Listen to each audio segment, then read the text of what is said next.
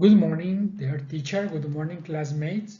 My name is Fabián Augusto Antaneda Valdivieso, and in this video, I am going to talk about an interesting topic: cultural dimensions, communication in high and low context cultures as the need to develop intercultural competence. Now, I am going to explain about intercultural competence. According to LAEO 2019, intercultural competence is an essential skill set that allows us to interact effectively with the speakers of foreign cultures. In other words, it implies to develop skill, knowledge, and attitudes necessary for effective cross-cultural communication in intercultural situations. Therefore, it is important to emphasize that intercultural competence enables effective and appropriate response to challenges of intercultural situations. That way, it is necessary for students to know the cultural dimensions. It helps to understand our relationships and interact with other cultures. The first dimension is individualism culture. As its name indicates, individualism culture encourages autonomy, that is personal goals. On the contrary, in collectivism culture, people work as a group. Also, it emphasizes group harmony, values community, and cooperation.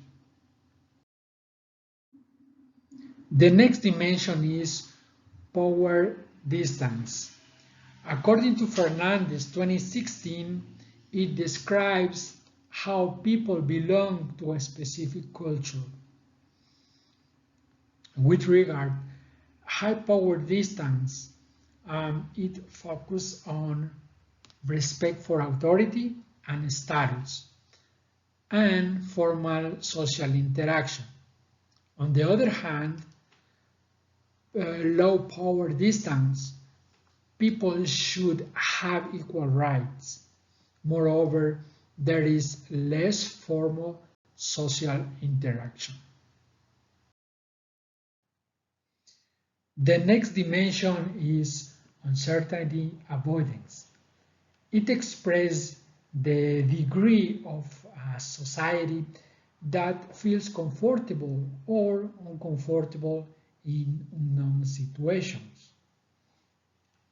In low uncertainty avoidance, cultures agree on breaking rules at any circumstance.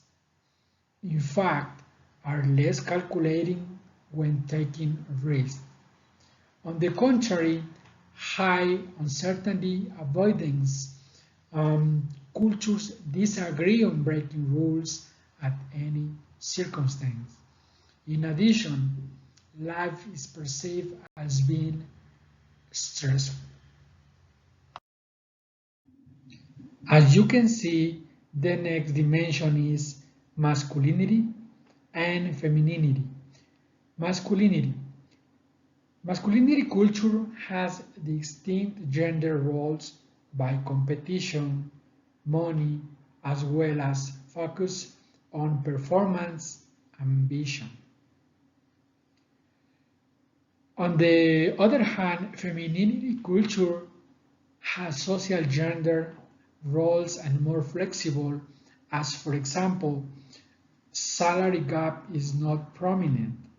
That way, women are respected and admired in this way. They have the same values as the men.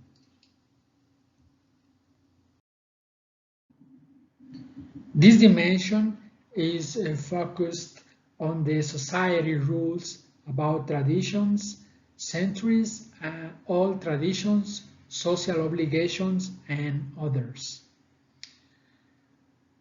In this sense, long-term orientations cultures is focused on the future, that is focused on planning persistence and investing in the future, as for example, China and South Korea.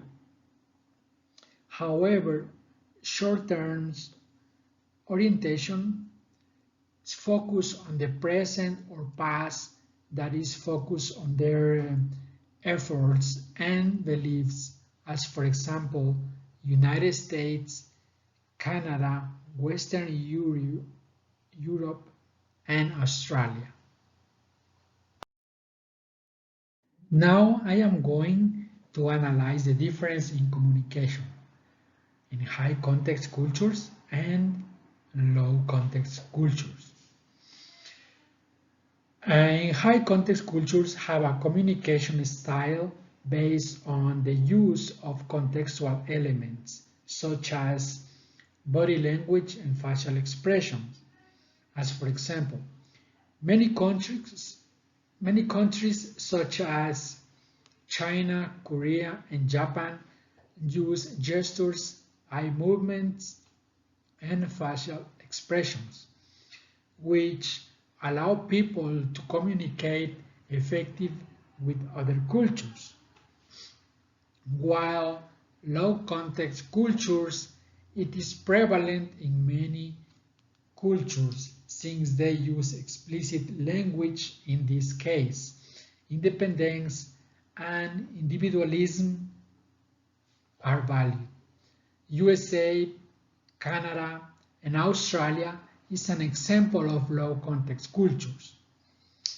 The main difference between these two contexts may create intercultural misunderstandings due to difference in speech patterns and different level of usage of indirect communications.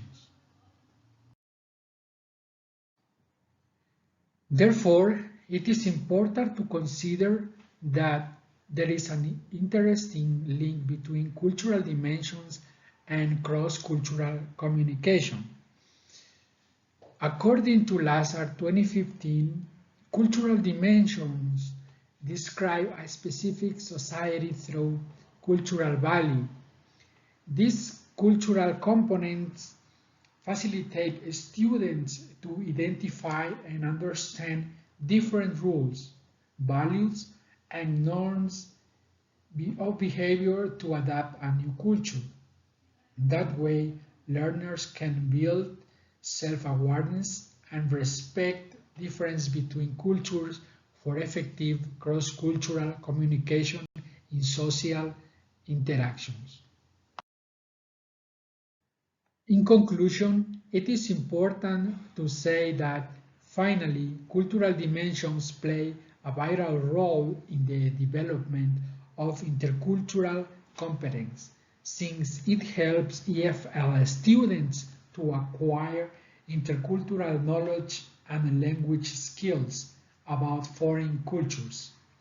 Developing intercultural competence allows students to develop cultural intelligence and reflective attitudes for successful interaction in intercultural contexts.